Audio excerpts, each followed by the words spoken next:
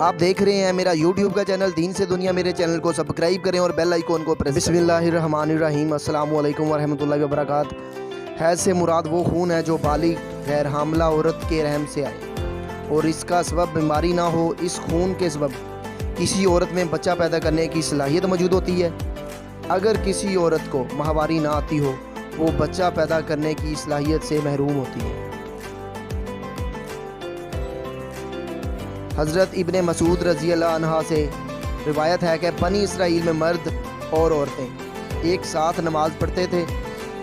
چنانچہ عورت کا یار ہوا کرتا تھا اور وہ لکڑی کا جوتا پہنتی تھی جس سے اونچی ہو جاتی تھی اپنے دوست کو دیکھنے کے لیے، تو اللہ تعالیٰ نے ان پر حیض ڈال دیا۔ یہ روایت حافظ ابن حجر رحمۃ اللہ علیہ نے فتح الباری میں مختصر ذکر کی ہے اور اس کی سند کو صحیح قرار دیا ہے، اور اسی روایت کی طرف امام بخاری رحمۃ اللہ علیہ نے صحیح بخاری میں اشارہ کیا ہے کہ آپ نے فرمایا، بنی اسرائیل میں مرد اور عورتیں ایک ساتھ نماز پڑھتے تھے۔ چنانچہ عورت مرد کو جھانکتی تھی تو اللہ نے ان پر حیض ڈال دیا، ان کو مساجد سے روک دیا۔ حضرت عائشہ رضی اللہ تعالیٰ عنہا سے روایت ہے کہ بنی اسرائیل کی عورتوں نے لکڑی کے جوتے بنوائے تاکہ مساجد میں مردوں کو جھانک سکے۔ چنانچہ اللہ تعالیٰ نے ان کے اوپر مساجد حرام کر دیں اور ان پر حیض کو مسلط کر دیا۔ لیکن جمہور فقہ نے اس قول کو رد کیا ہے۔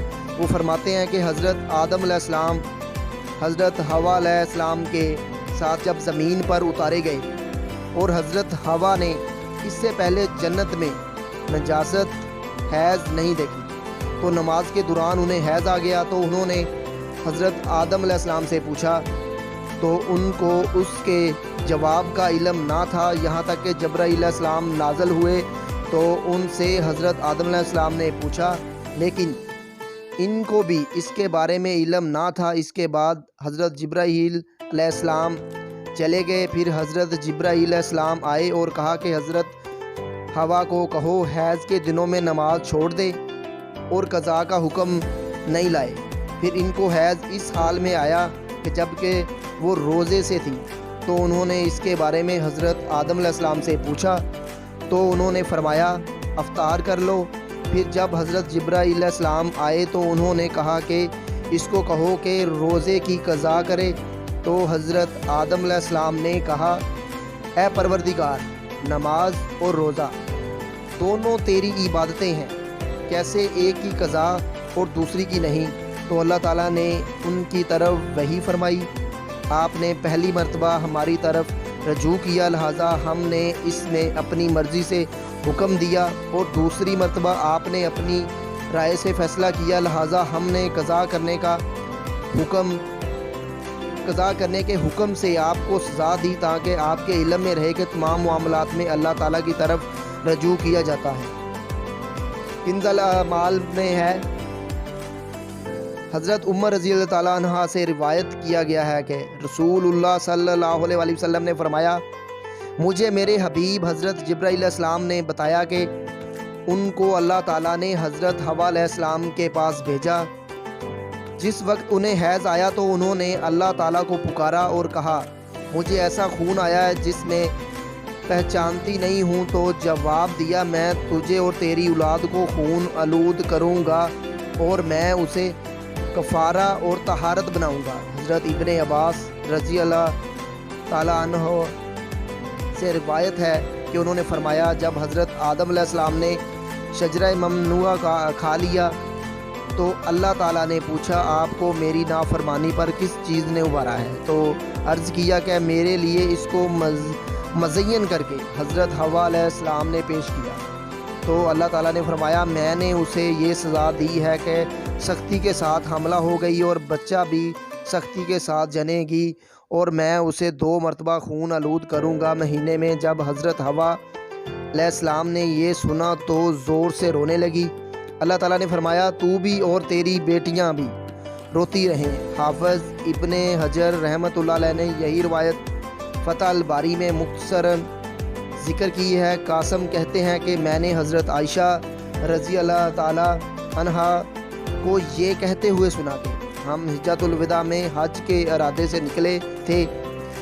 फिर जब हम मकाम सरफ में पहुँचे तो मुझे हैज़ आ गया। मेरे पास रसूलुल्लाह सल्लल्लाहु अलैहि वसल्लम तशरीफ़ लाए और मैं रो रही थी। आप सल्लल्लाहु अलैहि वसल्लम ने पूछा, क्या बात है, क्यों रो रही हो, क्या हैज़ आ गया है? मैंने कहा जी हाँ। आप सल्लल्लाहु अलैहि वसल्लम ने फरमाया, ये वो चीज़ है जो अल्लाह ताला ने आदम अलैहिस्सलाम की बेटियों पर लिख दी है। तुम सवाए बैतुल्लाह के तवाफ़ के हाजियों वाले सारे काम करो। और फरमाती हैं, रसूलुल्लाह सल्लल्लाहु अलैहि वसल्लम ने अपनी अज़वाज की तरफ से एक गाय ज़िबा फरमाई। हैज़ की इब्तिदा हज़रत हवा से हुई, लेकिन हैज़ के अहकामात बनी इसराइल की औरतों से शुरू हुए। इनकी शरारतों की वजह से हैज़ की इब्तिदा तो हज़रत हवा से हुई, लेकिन इस वक्त तकलीफ़ नहीं होती थी। लेकिन ये जो तकलीफ़ होती है हैज़ के ज़माने में, और औरत का हुस्न व जमाल मांद पड़ जाता है और औरत निचड़ जाती है, ये सूरत हाल बनी इसराइल की औरतों से शुरू हुई। यहाँ ये सवाल भी पैदा होता है कि हज़रत हवा अलैहिस्सलाम की गलती की सज़ा दूसरी औरतों को क्यों दी गई।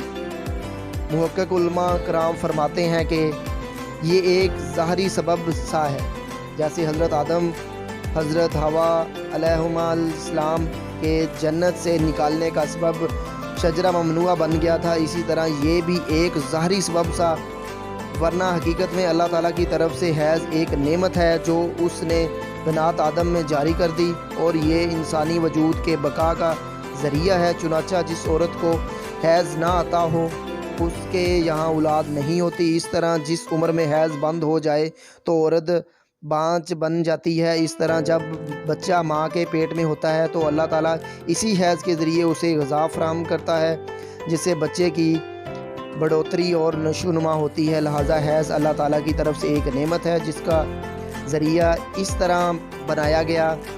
भला देखो, हज़रत आदम अलैहिस्सलाम जन्नत से निकाले गए तो उनकी नस्ल फैली और आप और हम वजूद में आए, वरना ना निकाले जाते तो नस्ल इंसानी कहाँ फैलती। अगरचे अल्लाह ताला हर चीज़ पर कादर है, लेकिन उसने हर काम एक निज़ाम के तहत रखा है। हज़रत अनस रज़ी अल्लाह अन्हु से रिवायत है कि सहरी के वक्त ये पढ़ते रहा करो, या वासिउल मगफ़िरत, यानी ए वसी बख्शिश वाले, इसके पढ़ने वाले के सारे गुनाह माफ़ हो जाते हैं। रोज़े में दिन भर खूब दुआएं मांगी जाएं, फिर जब अफ्तार का वक़्त आ जाए तो ये भी बड़ी कबूलियत का वक़्त होता है। अरशाद नबवी सल्लल्लाहु अलैहि वसल्लम है, यानी रोज़ा अफ्तार करने के वक्त